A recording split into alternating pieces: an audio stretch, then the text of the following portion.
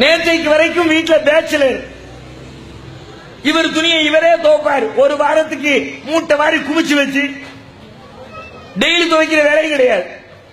இந்த ஆம்பளைங்க இருக்கிற ரூமுக்கெல்லாம் போனா அவ்வளவுதான் கன்றாவியா இருக்கு. வெளிநாட்டுல வந்து பாருங்க, வெளிநாட்டுக்கு நம்ம நாட்டுல மெட்ராஸ்ல வந்து பாருங்க, பயலவு தங்கி இருக்கிற ரூமு, வேலை பார்க்கிற ஆம்பளைங்க தங்கி இருக்கிற ரூமு, பேச்சு வழக்கே எப்படி ஆம்பளைங்க இருக்கிற ரூம்னா அப்படித்தான் இருக்கும். எப்படி இருக்கும்? குப்பை கூலமா கிடக்கும், அங்கடி சிகரெட் பிடிச்சி சிகரெட் கிடக்கும். 10 நாள் ஆயிரம் விளக்குமாறு எடுத்து தூக்குறதுக்கு குறுக்கு குனியா இடுப்பு இருக்க வளையவே வளையாது. வெளியில போய் மூணை தூக்குறதுக்கு உடம்பு குனியும். வீட்டுக்குள்ள கிடைக்கிற குப்பையை தூத்து பெருக்கி அள்ளி அதை சுத்தப்படுத்துறதுக்கு ஆம்பளை குறுக்கு வளையுதா? இடுப்பு வளையுதா? போட்ட துணிய அன்னைக்கு குளிக்கும் போது துவைச்சிட்டு குளிப்போமே அந்த நிலைப்பு இருக்குதா?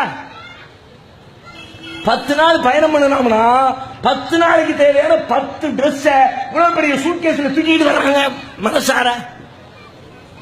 ஒரு பயணத்துக்கு வர்ற ஒரு 2 டிரெஸ் எடுத்துட்டு ஒரு 3 டிரெஸ் எடுத்துக்கிட்டு டெய்லி அதை போட்டுட்டு கலைஞ்ச உடனே மறுநாள் காலையில குளிக்கும் போது அதை சோப் போட்டு காய போட்டுட்டு அதுக்கப்புறம் அந்த 3 ரொட்டேஷன் பண்ணி போட்டுட்டு வர வேண்டியதானே. இவ்வளவு பெரிய லக்கேஜ் தூக்கிட்டு வருமானா 10 நாளைக்கு தூக்கிட்டு வந்து டெய்லி அழுக்கு துணியை சேர்த்து சேர்த்து 10வது நாள் முடிவே வீட்டுல கொண்டு மொத்தமா கொண்டு கொட்ட வேண்டியது.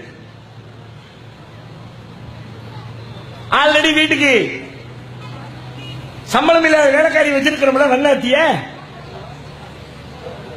நீ கல்யாணம் முடிக்கிறதுக்கு முன்னாடி உன்னுடைய நிலை என்ன? உனக்கு யார் துவைத்து கொடுத்தது?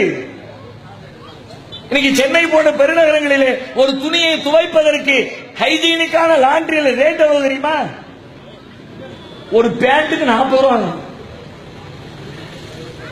கூடுதலா இப்ப சில ஊர்கள சின்ன ஊர்கள உங்க ஊர் கிராமங்கள்ல கம்மியா இருக்கும், 5 ரூபாய் 7 ரூபாய் 10 ரூபான்னு. பெருநகரங்களில் ஒரு பேண்ட் ஒரு சட்டைக்கு 40 ரூபாய். ஒரு 10 ரூபாய்க்கு பவர் சோப்பை வாங்கணும்னா 15 துணியை சோப்பட்டு முடிச்சிடலாம். 10 நிமிஷம் வேலை. ஒரு பேண்டுக்கு 40 ரூபாய் கொடுத்து துவைச்சாலும் துவைப்பனே தவிர நான் உட்கார்ந்து குறுக்கு வேலையை துவைக்க மாட்டேன். நீ கணக்கு போட்டு பாரு.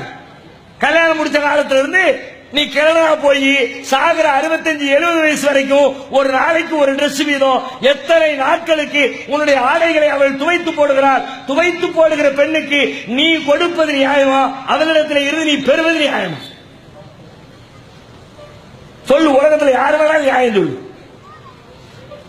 வரதட்சணைக்கு ஒரு நியாயம் சொல்லு பார்க்கலாம். ஒரு பையன் சொல்ல முடியாது.